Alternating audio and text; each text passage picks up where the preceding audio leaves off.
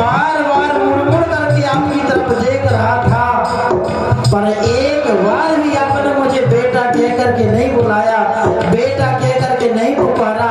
आपने ना अपना मुख घुमा लिया था। जिस राजा के राज में होता नहीं न्याय, ऐसे राजा के यहाँ लौटे लौटे घर जा। जिस राजा के राज्य में न्याय ना होता हो ना, ऐसे राजा के राज्य में कौन लौट करके जाएगा। और ध्रुव ने अपने पिताजी की बात नहीं मानी और तपस्या करने के लिए जा रहे हैं। सायंकाल का वक्त हो गया, सूर्य छिपने की बेला हो गई। जंगल की तरफ ध्रुव जी चले जा रहे। 5 वर्ष का बालक ध्रुव छोटे से हैं। नारद जी आकाश मार्ग से बीड़ा बजाते हुए चले जा रहे हैं। नारद जी ने देखा, अरे ये तो छोटा सा 5 वर्ष का छोटा सा बच्चा है और जंगल की ओर जा रहा है। जंगल नजदीक है, कहीं रास्ता तो नहीं भूल गया, कहीं गली तो नहीं भूल गया। जाकर के रास्ता बताना चाहिए। और नारद जी आए। नारद जी कहने लगे, बेटा ध्रुव, तुम रास्ता भूल गए हो क्या? अरे ये तो जंगल को जाने वाला रास्ता है, गांव को जाने वाला रास्ता है, इस रास्ते से जाओ। ध्रुव जी कहने लगे, नहीं बाबा, मेरी माँ ने मुझे ताना मारा है। मेरी माँ ने बोला कि तू पिता के गोद में बैठना चाहता है ना, तो पहले जाकर तपस्या कर, तपस्या करने के बाद में मरने के बाद मेरी कुक्षा से जन्म लेना, जब तू इस गोद में बैठने का अधिकारी बनेगा। नारद जी कहने लगे, बार आकर है तो छत्री का बालक। अरे बेटा, तुम तो छोटे से बच्चे हो और बच्चे का तो मान अपमान थोड़ी होता है कोई। हाँ, बच्चे का मान अपमान नहीं होता। माँ अपने बच्चे को थप्पड़ मारती है ना, तो माँ कुछ बच्चा थोड़ी देर तक रूठता है, फिर बाद में आकर के उसी माँ के गोद में लेट जाता है। बेटा अरे तुम तो बच्चे हो, बच्चों का कोई मान अपमान थोड़ी होता है। जाओ घर जाओ। ध्रुव जी के लगे, नहीं बाबा, हम घर नहीं जाएंगे, हम तो तपस्या करने जाएंगे। नारद जी के लगे, अच्छा तो ये बताओ, किसकी आराधना करोगे, किसका भजन करोगे, कौन से मंत्र का उच्चारण करोगे, किसका भजन करोगे? ध्रुव जी कहने लगे, बाबा ये तो हमको मालूम नहीं है। तो नारद जी ने 12 अक्षर का मंत्र दिया, ओम नमो भगवते वासुदेवाय। बेटा इस मंत्र का जाप करना, अवश्य भगवान की प्राप्ति होगी तुमको। और नारद जी आज यहाँ से चले जाते हैं और ध्रुव जी सीधे मधुवन की यात्रा करते मधुवन की ओर पहुंचे। मधुवन में उन्होंने पहुंच करके यमुना जी में स्नान किया। यमुना जी में स्नान करने के बाद में ध्रुव जी तपस्या करने लगे। ओम नमो भगवते वासुदेवाय, ओम नमो भगवते वासुदेवाय, ओम नमो भगवते वासुदेवाय। और 3 रात्रि का उन्होंने व्रत करना प्रारंभ कर दिया। त्रिरात्रांते कपित्थ बधिरा सेना। 3 रात्रि का व्रत करते हैं और 3 दिन के बाद में एक बेर और एक केंत का फल खाते हैं ध्रुव जी। पहले महीना ऐसा उन्होंने निकाला, दूसरा महीना आया, दूसरे महीने में ध्रुव जी 6 दिन का व्रत करते हैं। कितने दिन का? 6 दिन का व्रत करते हैं। और 6 दिन सूखा पत्ता खाते हैं बस। दूसरा महीना निकाला, भजन करते रहे। तीसरा महीना आया, तीसरे महीने में 9 दिन का व्रत करने लगे ध्रुव जी। ओम नमो भगवते वासुदेवाय, ओम नमो भगवते वासुदेवाय, ओम नमो भगवते वासुदेवाय का जाप करते हैं। और 9 दिन के बाद में केवल एक घूंट जल पीते हैं बस। ऐसे तीसरा महीना निकाला, चौथा महीना आया, चौथे महीने में 12 दिन का व्रत रहने लगे ध्रुव जी। एक केवल 12 दिन में एक बार श्वास को खींचते हैं और एक बार श्वास को छोड़ते हैं। भजन कर रहे हैं, 12 दिन में एक बार श्वास लेते हैं बस। ऐसा तीसरा महीना चौथा महीना निकाला, 5वां महीना आया। 5वें महीने में ध्रुव जी एक पैर के एक अंगूठे से खड़े हो गए और हाथ जोड़ लिया। ओम नमो भगवते वासुदेवाय, ओम नमो भगवते वासुदेवाय, ओम नमो भगवते वासुदेवाय। अब तो ना श्वास को लेते हैं ना श्वास को छोड़ते, अंतःकरण में श्वास को क्षमा लिया और भगवान का भजन कर रहे हैं। ओम नमो भगवते वासुदेवाय, ओम नमो भगवते वासुदेवाय, ओम नमो भगवते वासुदेवाय। आज 6 महीने हो गए भजन करते करते, तपस्या करते करते ध्रुव जी को। आज भगवान ने ध्रुव जी को अंतःकरण में ही दर्शन दिए। आंख बंद है ध्रुव जी की और ध्रुव जी को आज अंतःकरण में ही दर्शन दिए भगवान ने। क्या देखते हैं ध्रुव जी? सामने भगवान खड़े हुए हैं, 4 भुजाएं हैं, चक्र शंख गदा पद्म हाथ में लिए हुए हैं, मंद मंद मुस्कुरा रहे हैं, कजरारे नैना है, लंबी लंबी भुजाएं हैं, मंद मंद भगवान मुस्कुरा रहे हैं। कुछ देर तक अंतःकरण में भगवान के दर्शन करते रहे। इसके बाद में भगवान अंतर ध्यान हो गए। जैसे भगवान अंतर ध्यान हो गए ना, सोई ध्रुव जी ने अपने नेत्रों को धीरे धीरे धीरे धीरे खोला है। और जैसे ध्रुव जी ने अपने नेत्रों को खोला तो सामने उसी रूप में भगवान खड़े हुए हैं। ध्रुव जी तुरंत जाकर के भगवान के चरणों में लेट गए। भगवान ने ध्रुव को उठाया, बेटा मांग लो, क्या वरदान मांगना चाहते हो? ध्रुव जी कहने लगे, प्रभु मैं तो एक छोटा सा नन्हा सा बच्चा हूँ, मैं तो कुछ मांगना जानता ही नहीं हूँ। अच्छा, भगवान कहने लगे चिंता मत करो। और भैया भगवान ने अपना 5 जन नाम का संग ध्रुव के ओंठों में लगाया तो ध्रुव जी को सारा ज्ञान हो गया। 4 वेद 6 7 17 18 पुराणों के ज्ञाता हो गए ध्रुव जी, सब कुछ ज्ञान हो गया। अब भगवान कहते हैं बेटा ध्रुव अब तो वरदान मांगो, अब तो आपको सब कुछ ज्ञान हो गया ना। तो ध्रुव जी ने भगवान से क्या मांगा? ध्रुव जी ने भगवान से मांगा, प्रभु यदि आप देना चाहते तो आप मुझे ये दे दीजिए कि मुझे आज से कभी किसी से कोई चीज मांगने की जरूरत ही ना पड़े। हाँ, यानी कुछ नहीं मांगा, वो सब कुछ मांग लिया। फिर भी भगवान ने अपने मर्जी से ध्रुव जी को 36,000 वर्ष अखंड राज्य दिया और भगवान ने वरदान दिया कि जब तुम इस धराधाम को छोड़ करके आओगे तो शरीर के सहित मेरे लोक आओगे, गोलोक की प्राप्ति होगी और तुम्हारे लिए एक ऐसा लोक बना करके दूंगा, ध्रुव लोक दूंगा। तो भगवान इतना बोल करके अंतर ध्यान हो गए। यहाँ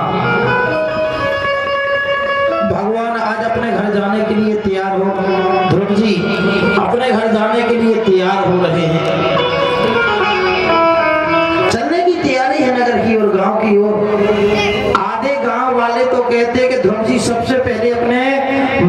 मिलने के लिए जाएंगे। ध्रुव जी के गांव वाले कहते हैं सबसे पहले ध्रुव जी अपने माँ से मिलने के लिए जाएंगे, और आधे गांव वाले कहते हैं कि सबसे पहले ध्रुव अपने मौसी से मिलने के लिए जाएंगे। मुझसे बहुत बड़ा अपराध हो गया, मैं कैसे लोगों को अपना मुख दिखाऊंगी।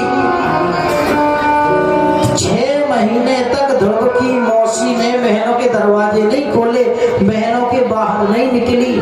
आज महलों के दरवाजे बंद हैं। आज ध्रुव जी तपस्या करने के बाद आते हैं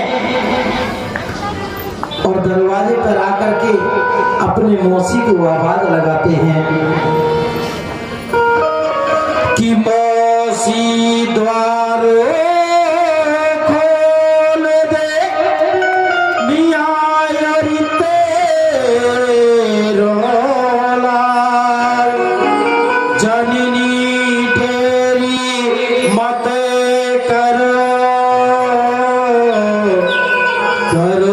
लला को ख्याल। ये माँ दरवाजा खोल दे, तेरे ही कहने से मुझे भगवान की प्राप्ति हुई है, तेरे ही कहने से मुझे भगवान के दर्शन हुए हैं। यदि तू मुझे ताना नहीं मारती, तू यदि ऐसा ना बोलती तो मुझे भगवान के दर्शन नहीं होते। एक बार मैं तेरे चरणों की रज पाना चाहता हूँ, माँ दरवाजा खोल दे। छोटी रानी महलों के अंदर रो रही है दरवाजे के अंदर। मैं कैसे बेटा, कैसे दरवाजा खोलूं, कैसे अपना मुख तुझे दिखाऊं। तुझे कितना कष्ट हुआ होगा जंगल में तपस्या करने में, कितना दुख हुआ होगा, कितनी पीड़ा हुई होगी। दासी कहने लगी महारानी, ये जो ध्रुव है ना बहुत जिद्दी बालक है, आप दरवाजा खोल दो। यदि दरवाजा नहीं खोलोगी ना तो सर पटक पटक करके वो अपने प्राणों को त्याग देगा, तो संसार के लोग कहेंगे कि ये ध्रुव का हत्यारी है। आज रहा नहीं गया। ध्रुव जी की मौसी जी ने महलों के दरवाजा खोले। ध्रुव जी जाते जाकर के अपने माँ के चरणों में लेट गए। ध्रुव की मौसी ने ध्रुव को उठाया, अपने गोद में ले लिया और आप अपने आंखों की अश्रुओं से ध्रुव को स्नान करवा दिया, अपने स्तनों के दूध से स्नान करवा दिया। बेटा मुझे माफ कर देना। ध्रुव जी कहते नहीं माँ, आपके ही कहने से तो मुझे भगवान के दर्शन हुए हैं। आज ध्रुव जी मिलते हैं। यहाँ जिस दिन से ध्रुव जी तपस्या करने के लिए गए थे ना, जिस दिन से ध्रुव जी तपस्या करने के लिए गए थे, उस दिन से ध्रुव की माँ ने अपने घर के दरवाजे नहीं बंद किए। जिस दिन से ध्रुव जी तपस्या करने के लिए गए थे, उस दिन से ध्रुव की माँ ने अपने घर में चूल्हा नहीं जलाया। हाँ, अपने घर में झाड़ू नहीं लगाई, अपने घर के दरवाजे बंद नहीं किए, और सदा निरंतर अपने पुत्र ध्रुव की याद में रोती रहती है। और रो रो करके ध्रुव की माँ अंधी हो चुकी थी। क्या हो चुकी थी? अंधी हो चुकी थी। वह मन में विचार किया करती थी कि मेरा बेटा तो तपस्या करने के लिए गया है और मैं तो अंधी हो चुकी हूँ, मुझे तो आंखों से कुछ दिखाई नहीं देता। जब मेरा ध्रुव लौट करके आएगा ना तो मैं उसे टोए टोए करके देखूंगी कि कितना बड़ा हो गया है, कितना मोटा हो गया है। आज ध्रुव जी जैसे ही आए, ध्रुव जी ने जैसे ही अपने माता के चरणों को स्पर्श किया, हाथ लगाया, तो हाथ लगाते ही ध्रुव जी के माँ की आंखों में ज्योति आ गई, प्रकाश आ गई। जैसे पहले दिखाई देता था ना, वैसे दिखाई देने लगा।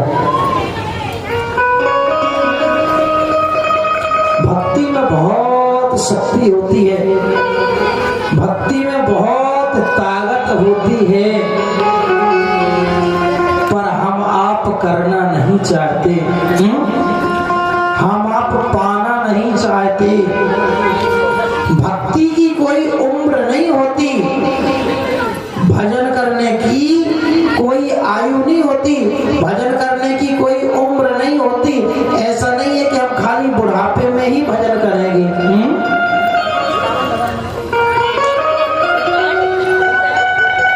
हमको तो भजन सदा करते रहना चाहिए, यही हमारा धर्म है। आज ध्रुव जी को राजगद्दी पर बिठाया, बहुत सुंदर राज्य चला रहे हैं ध्रुव जी। समय बीतता गया, वक्त बीतता गया, वर्ष बीतते गए।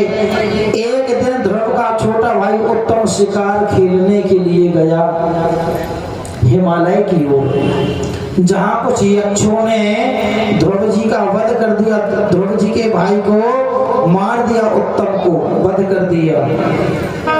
आज ध्रुव जी अपने भाई का बदला लेने के लिए जाते हैं, अपने धनुष पर एक बाण रखते हैं और जैसी छोड़ते हैं तो ओम नमो भगवते वासुदेवाय मुख से बोलते हैं ना, तो हजारों लाखों बाण बन जाते हैं एक बार में, और एक एक बार में एक एक लाखों यक्षों का वध होने लगा। सभी यक्षों को मार रहे हैं ध्रुव जी। इतने में मनु महाराज आ गए, जो ध्रुव जी के नाना जी। वो कहने लगे, बेटा अपने युद्ध को रोको, नाजायज लोगों को आप मत मारो। तब युद्ध को रोका ध्रुव जी ने, भगवान के पार्षद विमान लेकर के आ गए और कहने लगे, आओ महाराज ध्रुव जी इस विमान पर बैठो और भगवान के लोक चलो। जैसी विमान पर बैठने लगे ध्रुव जी, एक काला काला पुरुष आया और विमान के नीचे बैठ गया और कहने लगा, महाराज ध्रुव मैं काल हूँ। मैं कौन हूँ? मैं काल हूँ। बिना मेरे मर्जी के कोई यहाँ से जा नहीं सकता, पर आप इतने प्रिय भक्त हो, भगवान के इतने नजदीकी हो, इतने करीबी हो कि मेरा बस ही नहीं चला आपके पास आने का।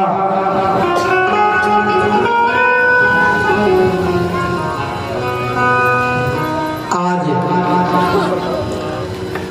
आप मेरे सर पर पैर रख करके जाओ तो संसार के लोग कहेंगे कि जो भगवान का असली भक्त होता है ना, वह काल के सर पर पैर रख करके भगवान के लोग जाता है। बोल गोविंद भगवान की जय। आज ध्रुव जी काल के सिर पर पैर रख करके भगवान के लोग पहुंचे, जहां को ध्रुव लोक की प्राप्ति हुई। बोल गोविंद भगवान की जय। सांवरी सूरत पिमोहर दीवाना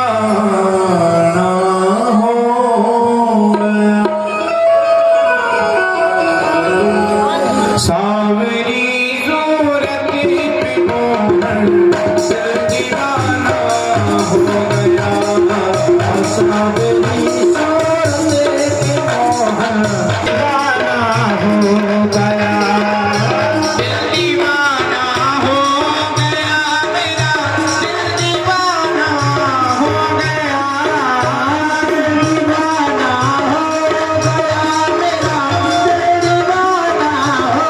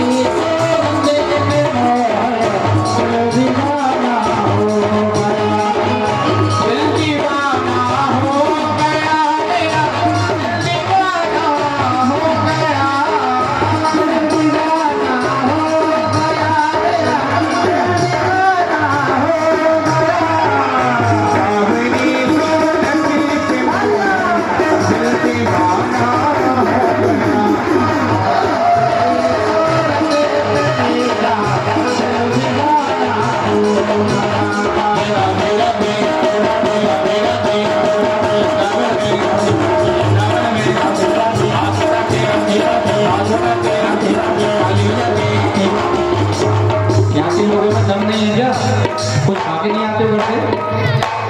राधे राधे राधे मैं कितना भजन पढ़ रहा है राधे राधे बोलने में, कैसे आनंद आएगा क्या? अरे आप आनंद लोगे तो ठाकुर जी को भी आनंद आएगा। लगेगा कोई भक्त बैठे, लगेगा कि नहीं लगेगा? तो बड़े भाव से ताली बजाओ, राधे राधे राधे राधे। आवाज नहीं आएगी, जोर से बोलो, प्रेम से बोलो, वृंदावन में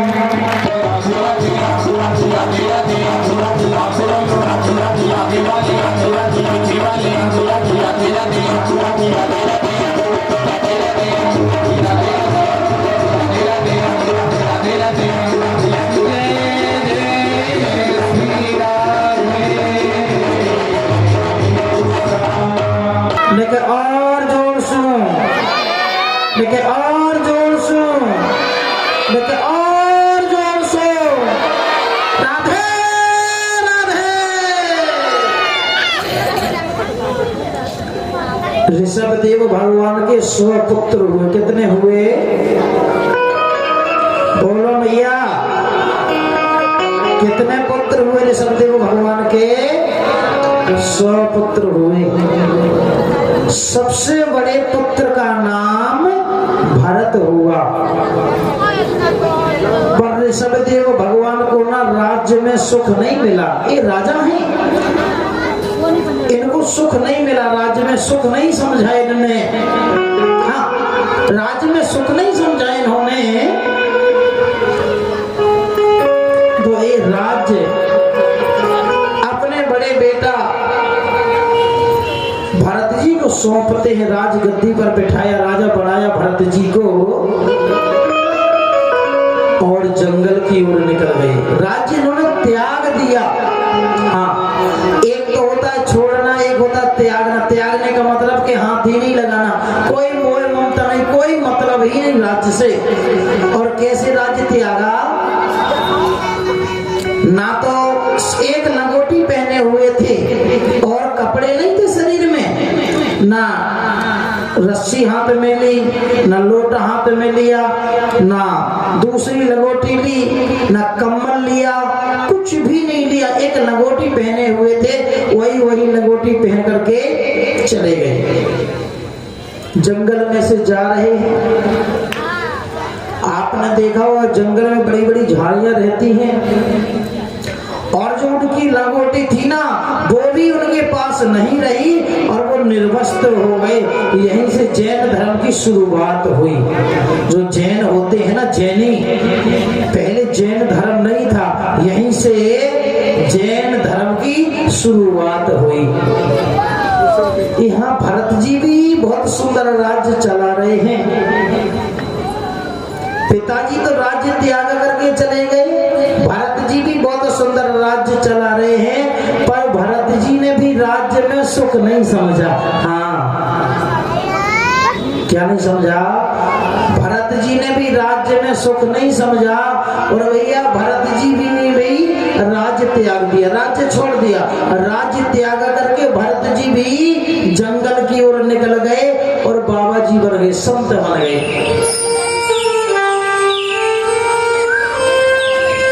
गंडकी नदी के किनारे रहने लगे। वहीं उन्होंने अपना आश्रम बनाया, वहीं भजन पूजा पाठ कीर्तन सत्संग करने लगे।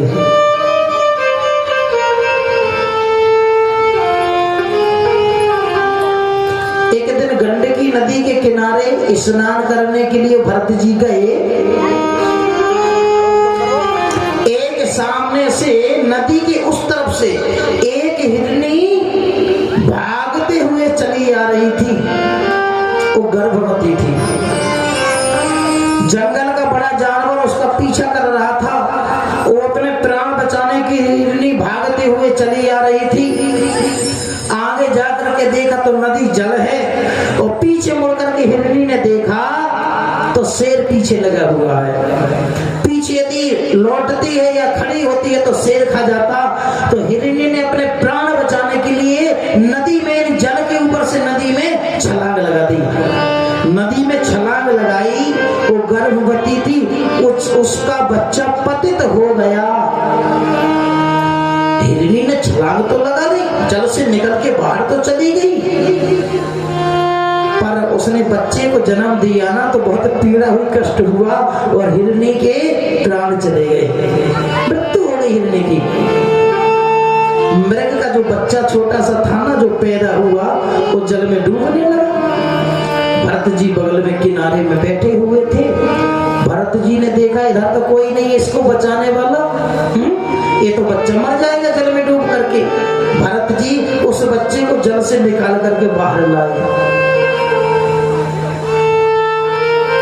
बाहर जंगल में छोड़ना चाहते हैं। मन में विचार करते हैं अगर मैं इसे छोड़ दूंगा ना तो जंगल में बड़े बड़े जानवर रहते हैं, इसे वो खा जाएंगे, वो मार देंगे। अरे जब मैंने इसके प्राण ही बचाए हैं ना जावेद, मैंने इसके प्राण ही बचाए हैं तो कुछ दिन तक हम इसे अपने आश्रम में रखते हैं, जब बड़ा हो जाएगा तो छोड़ देंगे। और भरत जी मृग के बच्चे को अपने घर ले गए। धीरे धीरे मृग का बच्चा धीरे धीरे बड़ा होने लगा और भरत जी को भी उस मृग के बच्चे से प्रेम होने लगा, मोह होने लगा धीरे धीरे। अब तो सुबह हवन करते यज्ञ करते हैं तो पीछे से वह मृग का बच्चा आ जाता, कहीं सामग्री फैलाता है, कहीं भरत जी के बाल पकड़ करके खींचता है। भरत जी कहते देखो मृग के बच्चे हमारी सामग्री मत फैलाओ, हमारे बालों को मत पकड़ो, नहीं तो छड़ी से हम तुम्हारी पिटाई करेंगे। यानी बहुत प्रेम करते हैं, जैसे पिता अपने पुत्र से प्रेम करता है उसी प्रकार आज भरत जी उस मृग के बच्चे से मोह करते हैं। एक दिन मृग के बच्चे को आश्रम में छोड़ दिया उन्होंने और कीर्तन करने के लिए, सत्संग करने के लिए दूसरे आश्रम पर चले गए। किसी के आश्रम का दरवाजा खुला रह गया गलती से, तो मृग का बच्चा आश्रम से बाहर निकल करके चला गया जंगल में, वो मृगों के झुंड में मिल गया। भरत जी लौट करके आए, आश्रम में मृग दिखा नहीं कहीं। मृग आवाज लगाते हैं मृग के बच्चे को, हाय मृग के बच्चे कहाँ गए, हाय मृग के बच्चे कहाँ गए, हाय मृग के बच्चे कहाँ गए। और भैया मृग का बच्चा तो मिला नहीं और मृग के बच्चे का नाम लेते लेते लेते लेते भरत जी के प्राण निकल गए, मृत्यु हो गई। कहते हैं कि अंत मति सो गति, अंत मति सो गति, मरते समय आप जिसका नाम लोगे वही गति तुमको मिलेगी। तो भरत जी मरने के बाद में मृग बनकर के आए। इसीलिए कहते हैं ना जितना हो सके इस मुख से भजन करें। हाँ, जितना हो सके इस मुख से हमको भजन करना चाहिए, क्योंकि वक्त का कोई पता नहीं है कि कब हमारे प्राण निकल जाएं और लास्ट समय इस मुख से भगवान का नाम निकल पाए कि नहीं निकल पाए। भगवान का हम नाम ले पाएंगे अन्यथा नहीं ले पाएंगे। पूरे जीवन में खूब दौलत इकट्ठी की, खूब पैसा कमाया, अब हमको बुढ़ापे में दौलत से प्यार नहीं करना चाहिए। दौलत से खूब प्यार किया है, खूब बच्चे हैं, खूब बड़ा परिवार हो गया, अब दौलत की तरफ हमको मुड़ करके नहीं देखना चाहिए। अब हमको भगवान की तरफ जाना चाहिए, भगवान की तरफ देखना चाहिए, भगवान का भजन करना चाहिए, तीर्थों के दर्शन करना चाहिए, क्योंकि वक्त का कोई पता नहीं है कब प्राण निकल जाए। और अंत समय जिसके मुख से राम निकल गया, जिसके मुख से कृष्ण निकल गया ना, समझो कि उसकी सदगति हो गई। और यदि जीवन में हमने हाय हाय की ना, जीवन में यदि हमने हाय हाय की ना, धन के पीछे यदि हम भागे ना और भजन नहीं किया, सत्संग नहीं किया, तो मरते समय भी हमको है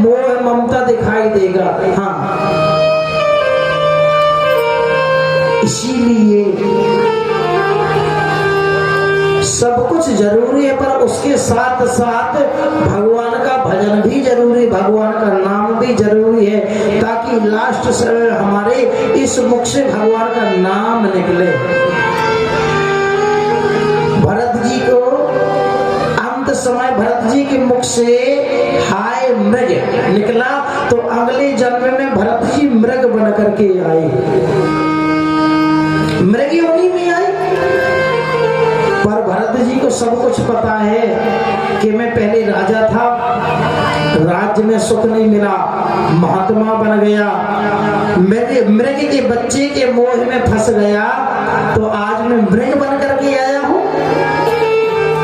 अपने आश्रम की ओर जाते हैं, जो शिष्य है ना भरत जी के, वो लाठी लेकर के मारते हैं मृग को।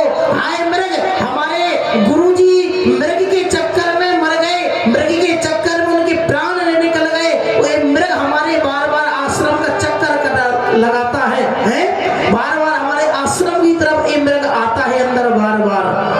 और जो शिष्य थे ना, उस मृग में लाठी मारते हैं। अरे शिष्य को कोई ये थोड़ी पता है कि हमारे गुरुजी मरने के बाद में मृग बन करके आए हैं। सब कुछ ज्ञान है। फिर उन्होंने मृग योनि भी छोड़ी, एक ब्राह्मण के कुल में जन्म लिया। किसके घर में? एक ब्राह्मण के कुल में जन्म लिया भरत जी ने। यहाँ भी भरत जी को सब कुछ ज्ञान है।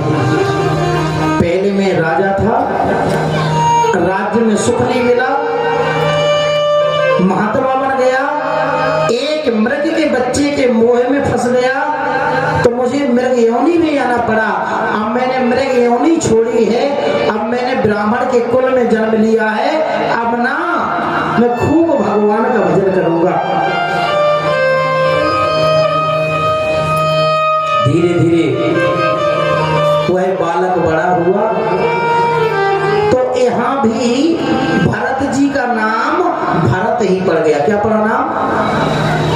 ब्राह्मण के कुल में भरत जी ने जन्म लिया ना, तो यहाँ भी भरत जी का नाम भरत ही पड़ा। जब धीरे धीरे बड़े हुए, अब ब्राह्मण के कुल में जन्म लिया है ना, तो ब्राह्मणों का कार्य क्या है? पूजा करना, पूजा कराना, दान लेना, दान देना, विद्या पढ़ना, विद्या पढ़ाना। भरत जी के पिताजी कहते, बेटा लो एक गायत्री मंत्र याद करो। कई दिन हो गए, एक भी शब्द याद नहीं किया। बेटा याद करो ना।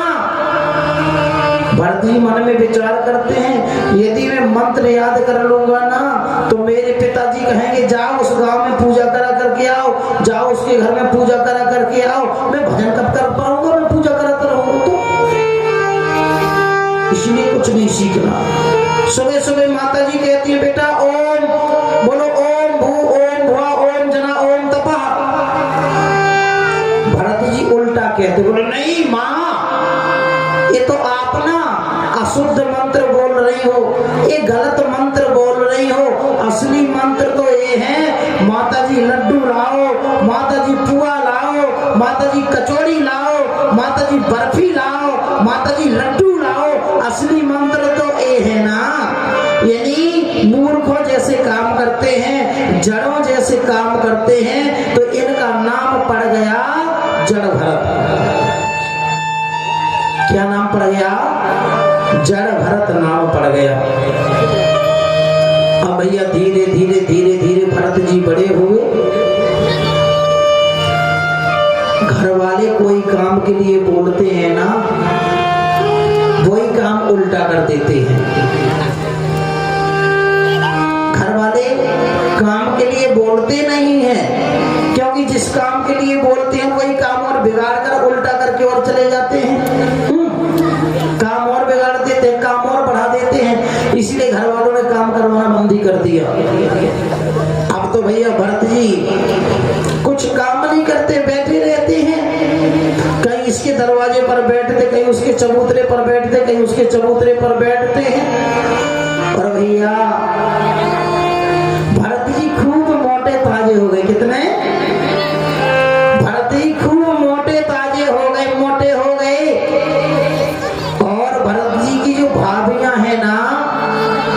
भरत जी की तो शादी नहीं हुई, भरत जी के भाइयों की शादी हुई थी। जो भरत जी की भाभियां थी ना, वो भरत जी की भाभियां बहुत प्रेम करती थी अपने देवर जी से, भरत जी से। भरत जी से इतना प्रेम करती थी भाभियां, इतना प्रेम करती थी अपने देवर जी से भाभियां कि रात की बची हुई रोटी देवर जी को सुबह खिलाती थी और सुबह की बची हुई रोटी देवर जी को शाम को खिलाती थी। फिर भी मोटे तगड़े हैं भरत जी। एक दिन भरत जी के भाइयों ने 12 बीघा खेत में बाजरा बोया, बाजरा बड़ा हो गया, बाजरे की बाल निकल आई। बीच खेत में एक लकड़ी का मेड़ा गाड़ा, मेड़ा जानते हो आप लोग? और भरत जी के पास आए भरत जी के भाई, कहने लगे देखो आप जाओ खेत में जाकर के बाजरा रखाना, हमने मेड़ा गाड़ा है, मेड़े पर बैठ करके बाजरा रखाना, एक भी बाल उजड़नी नहीं चाहिए। तुम कुछ काम तो करते नहीं हो, जाओ खेत में बाजरा ही रखाना। और भैया भरत जी चले गए खेत में बाजरा रखाने के लिए। भरत जी ने देखा खेत में जाकर के मेड़े के नीचे एक बाल थी। भरत जी मन में विचार करने लगे कि मेरे भाइयों ने बोला कि खेत की एक बाल नहीं उजड़नी चाहिए, तो एक बाल तो मेरे मेड़ा के नीचे है, एक बाल तो मैं बचा ही लूंगा। और भैया भरत जी बैठ गए मेड़ा के ऊपर, और मेड़ा के ऊपर बैठ करके भरत जी आवाज लगा रहे हैं, राम की चिड़ैया राम जी को खेत और खावड़ी चिड़ैया भर भर पेट। हाँ, और भैया पूरे खेत का बाजरा चुनवा लिया पक्षियों से, पूरे खेत का बाजरा चुनवा लिया पक्षियों से। आज भरत जी की भाभियां आज अपने देवर जी के लिए भोजन लेकर के खेत में गई, तो क्या देखती हैं कि पूरे खेत का बाजरा चुनवा लिया पक्षियों से। रोती बिलखती घर की ओर आई, अपने अपने पति से शिकायत की, तुम्हारे भाई ने पूरे खेत का बाजरा चुनवा लिया है, हमारे छोटे छोटे बच्चे क्या खाएंगे। भाइयों ने मोटे मोटे डंडे उठाए, लाठी उठाई और जाकर के खेत में पहुंच करके भरत जी को मारने लगे, मारने लगे भरत जी को। भरत जी कहने लगे भैया क्यों मार रहे हो, क्यों मार रहे हो? भरत जी के भाई कहने लगे पूछ रहे हो हमसे क्यों मार रहे हो? अरे पूरे खेत का तुमने बाजरा पक्षियों से चुनवा लिया, अब हमारे छोटे छोटे बच्चे एक साल तक क्या खाएंगे, उनका भरण पोषण कैसे होगा, उनका पेट हम कैसे भरेंगे? अच्छा इसलिए मार रहे हो। भरत जी क्या लगे जी बताओ भैया तुम्हारे खेत में कितना बाजरा निकलता, तुम्हारे खेत में कितना बाजरा निकलता? भरत जी का एक भाई बोलने लगा हमारे खेत में 40 मन बाजरा निकलता, क्या तुम दे दोगे? भरत जी मुस्कुराने लगे भैया तुमने बाजरा तो कटवाया नहीं है अपना। वो मारने पहले लगे अरे कम से कम बाजरा कटवाओ, बाजरा गेहवाओ, यदि बाजरा 40 मन ना निकले ना सो तुम सजा देना, हमको मारना। वो 40 मन बाजरा निकल आएगा ना तो मत मानना। वही खेत में वही मेड़ पर एक पेड़ था, उसी पेड़ से हाथ पैर बांध दिए भरत जी के जिसमें भागने न पाए। इसी के सामने बाजरा कटवाओ और अभी गहवाओ। बाजरा कटवाया, बाजरे को गहवाया तो बाजरे का बहुत बड़ा ढेर लग गया।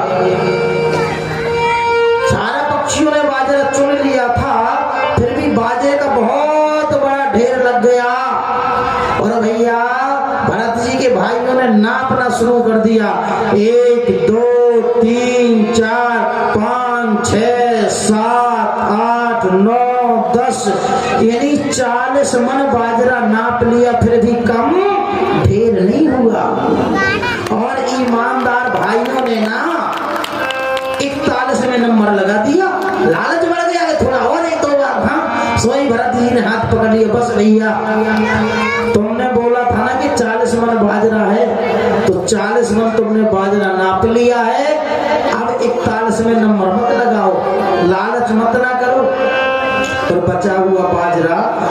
जी ने खेत में ही डाल दिया, फैला दिया। अब भरत जी के भाई मन में विचार करते हैं कि एक भी बाल बची नहीं थी बाजरे की, और कहां से इतना बाजरा आ गया? ये कोई मंत्र जानता है क्या, कोई विद्या जानता है क्या? भरत जी जाने लगे। भरत जी के भाई कहने लगे कहां जा रहे भैया, घर चलो, घर तरफ को चलो, इधर है घर। बोले नहीं, तुम भाई से प्रेम नहीं करते, आप भाई से प्रेम नहीं करते, आप तो धन से प्रेम करते हो, इसलिए आज से मैं घर भी छोड़ रहा हूं और अपने भाइयों को भी छोड़ रहा हूं। ऐसे भाई की जरूरत नहीं है जो धन के चक्कर में अपने भाई को ही मारे। इस जमाने में कलेजा तक हिला देते हैं लोग, सगे भाई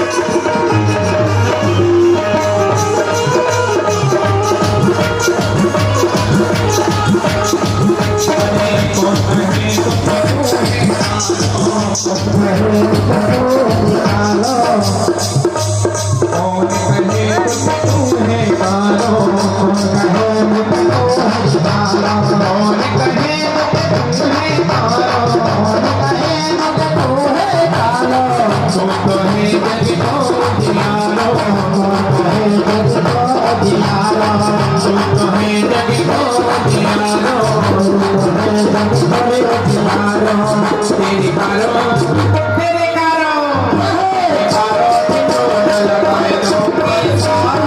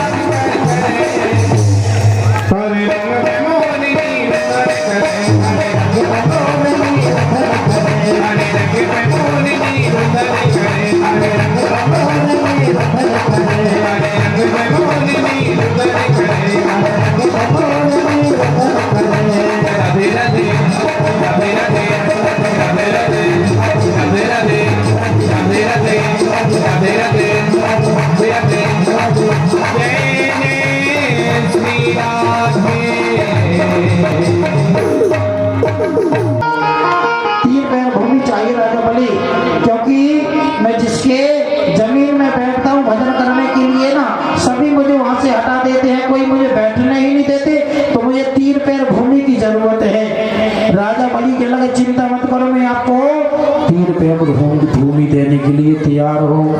जहाँ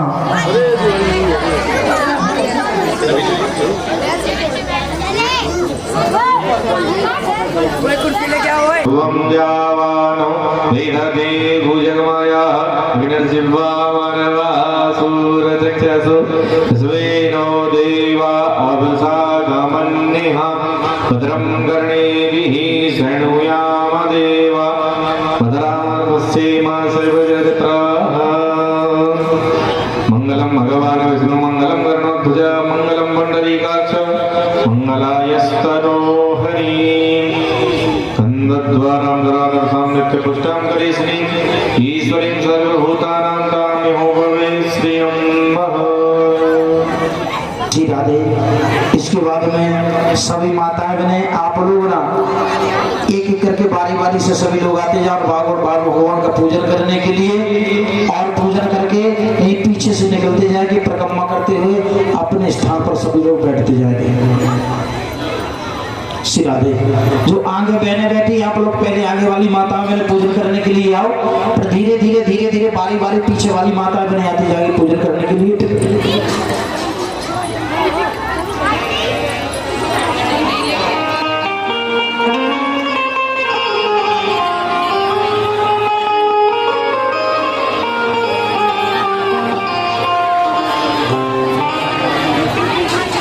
पूजन करते जाएंगे और बाहर भगवान राजाबली के दरवाजे पर भिक्षा मांगने के लिए आए, अपना जो भी द्रव्य दक्षिणा देना चाहते अपना वहीं देते जाएंगे उन्हीं को, और निकलते जाएंगे सभी हाथ जोड़ते हुए। देखो आप लोग ना आराम से जब आओ मंच के ऊपर तो वही मंच के ही पैर छू लिया करो, है ना, वहीं से पैर छू लिया करो और आओ आकर के जो भी अपनी द्रव्य दक्षिणा देनी है वो दिया करो और हाथों तेरे द्वार खड़ा रे भगवान भक्ति भर दे झोली भक्ति भर दे झोली भक्ति भर दे